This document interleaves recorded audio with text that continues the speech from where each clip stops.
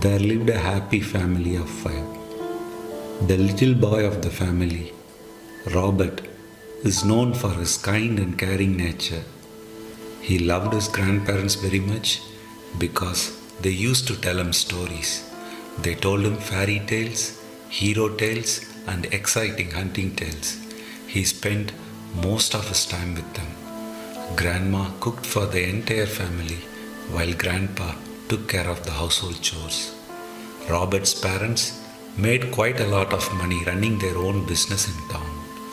They barely spent their time at home and they paid little to no attention towards Robert. However, they always made sure the materialistic needs of the family were met. One summer, old age took its toll. Grandma got sick and she was confined to a wheelchair. Everyone in the family was devastated.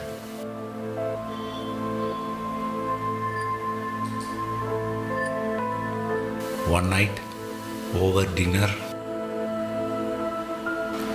I'm not hungry. Can I go to my room, Mom? Finish your dinner first, Robert. But I don't like this food. I wish Grandma could cook for us again. Unfortunately, she can't cook anymore, Robert. You must learn to adapt. Why can't Mom make the food instead? I'm sick and tired of eating takeout all the time. Mom works full time and she doesn't have the time to cook. We don't like this food either. But do you see us whining over it? It's the part and parcel of life. Learn to deal with it and stop complaining. I hate it.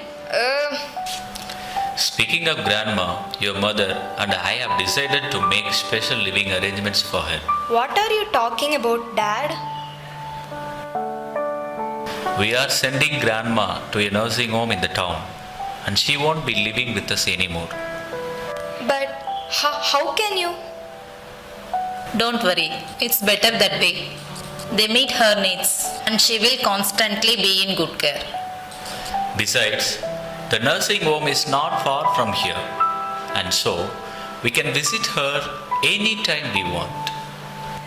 Wait, what about Grandpa? He will be living with us. We spoke with him regarding this and he agreed to it. Don't worry, Robert. A person at our age must do what we are told. Such is life. I have learned to come to terms with it. I will miss you, Grandma. I wish you'd never leave me. Oh dear, don't cry. I miss you too. I love you with all my heart. It's all for good. Moreover, I don't like to be a burden. But Robert dear, take care of your grandpa. He needs you. My time is already up and I must learn to accept the changes. I have no choice on the matter. I love you and I miss you. someone's at the door. I think they must be the people from the nursing home. They are here to pick up Grandma. But her things? We packed it all and sent them to the nursing home this morning. Why didn't anyone tell me about this earlier? We didn't want to alarm you and make you worry. I'm sad anyway.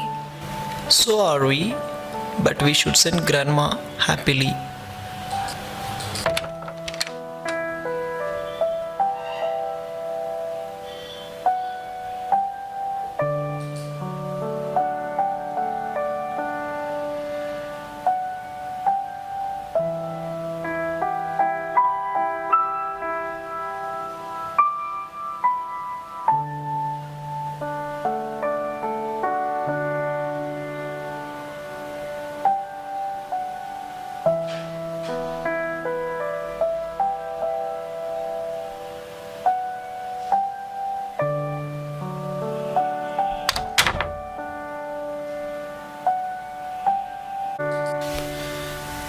Many months have passed since Grandma left.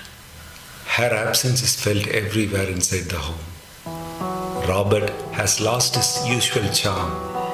He mostly spends his time alone.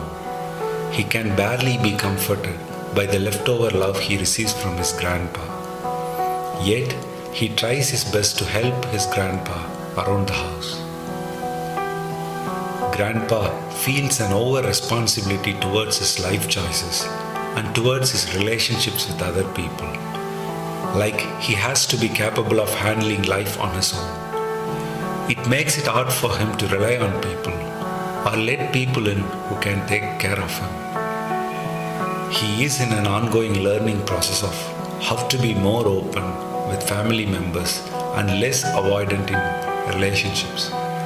His behavioral changes put a strain on the nerves of the family members. Physically, he becomes very weak and frail. He is starting to lose his senses to the point where he can hardly see and hear.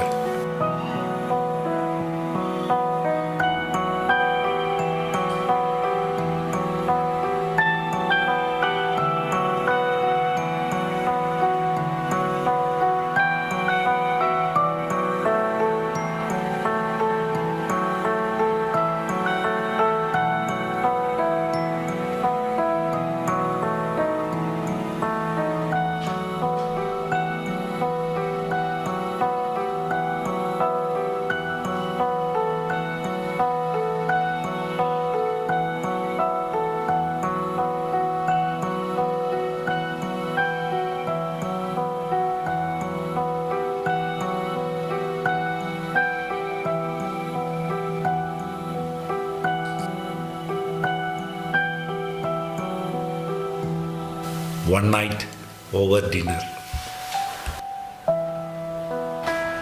Careful, Grandpa. You can hurt yourself. Take my hand. I will take you to the dining table. Thank you, Robert. My legs are shaking and I can hardly walk. I feel terrible for the trouble I caused to all of you. You know, I love you, Grandpa. Come, sit down.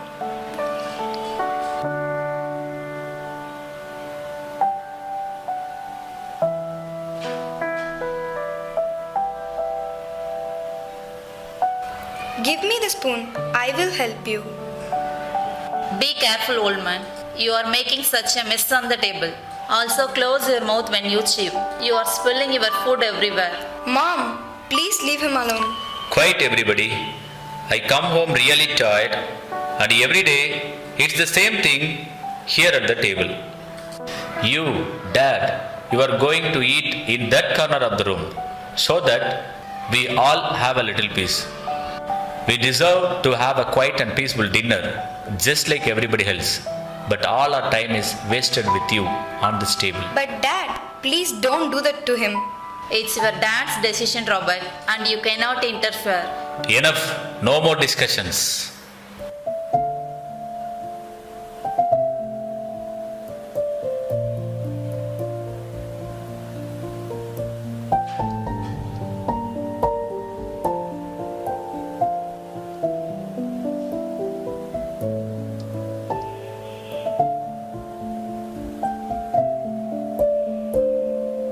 Here, this is all you are going to eat.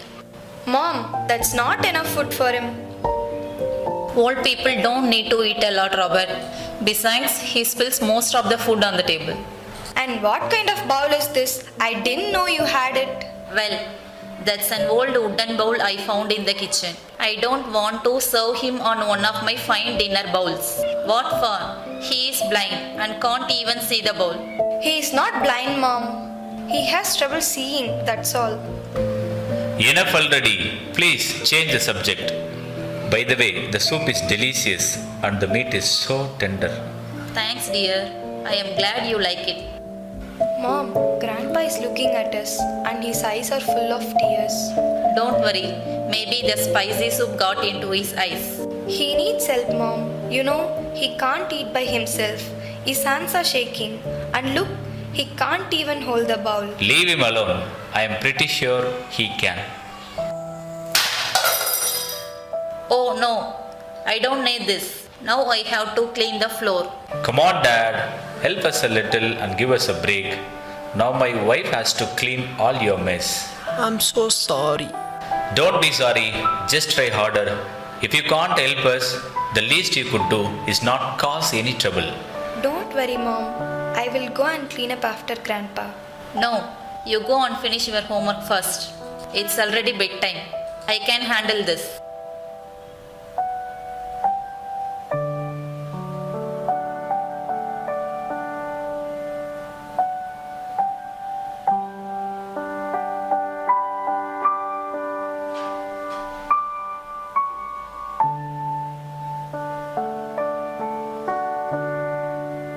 What are you doing, Robert? I need some good solid wooden log. What for? Is it for a school project? We can help you. No, Mom and Dad. Then, why do you need the log? I am going to make a wooden bowl. Wooden bowl? For Grandpa? His bowl is not broken. No, not for Grandpa. When I am big and both of you are old, you and Dad will use it to eat just like Grandpa. It is for you both. Oh my god, what have we done?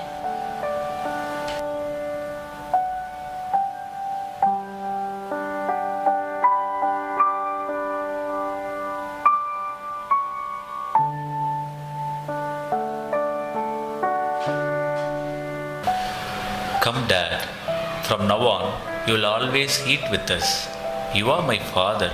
I can't believe that I treated you like a stranger. Please, forgive me. Please don't be sorry. It's all my fault. No, Dad. Please. We resent the way we behaved. Please, forgive us. I don't know what you are talking about. I will help you eat every day, Grandpa. We all will help you eat. But I make such a mess on the table. I spill the food all over the floor and I get the tablecloth dirty. Don't worry about that anymore. I can wash the tablecloth and I can clean the floor. You are very important to us. I love you, Dad. I love you too.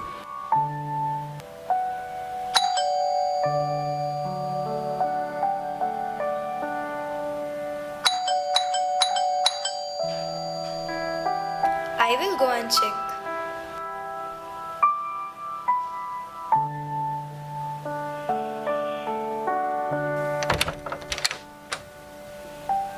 Hi, I tried to call you, but I couldn't get through.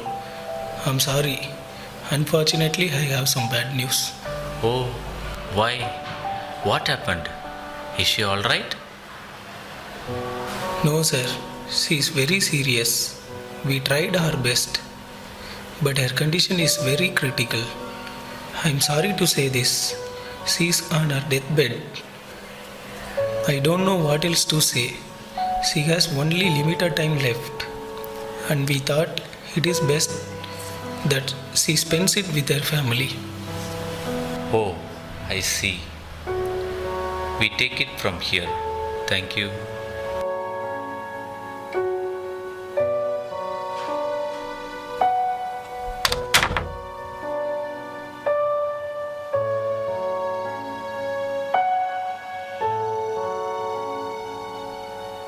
Mom, what can I do for you? Please install fans in the old age home as there are none. Also put a fridge to store food because many times I slept without food. Mom, while you were there, you never complained. But now you have only few days left. You are telling me all this. Why? It's okay, dear. I have managed with the heat, hunger, and pain. But when Robert sends you there in your old age, I am afraid you will not be able to manage.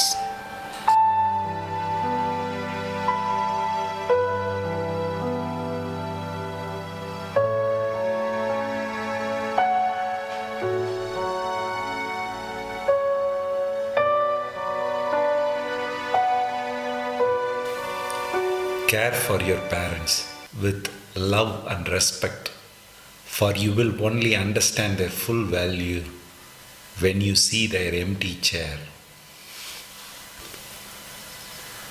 We may frequently underestimate the power of a gentle touch, a smile, a kind word, a listening ear, an honest compliment, or the smallest caring act. But all of these gestures have the ability to change a life for the better.